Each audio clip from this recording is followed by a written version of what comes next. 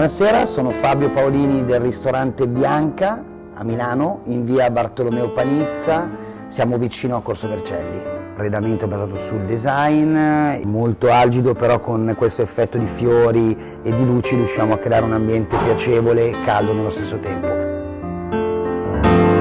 È un ristorante di cucina contemporanea milanese, abbiamo voluto creare appunto questo tipo di ristorante proprio perché a Milano, secondo noi, nessuno fa una cucina milanese rivisitata. La nostra cucina è basata su ingredienti di altissimo livello, abbiamo dei piatti simbolici del nostro menù che rimangono tutto l'anno, in più mettiamo qualche piatto un po' più elaborato per dare anche la possibilità di provare la nostra cucina a 360 gradi. Tra questi abbiamo il polpo croccante con crema di ortiche e peperoni agrodolci, abbiamo la nostra calamarata bicidomini che serviamo con sugo d'oca e nocciole tostate, abbiamo la cotoletta è uno dei piatti storici della Bianca, abbiamo questo cremoso allo yogurt con dei pinoli, mandorle e lime.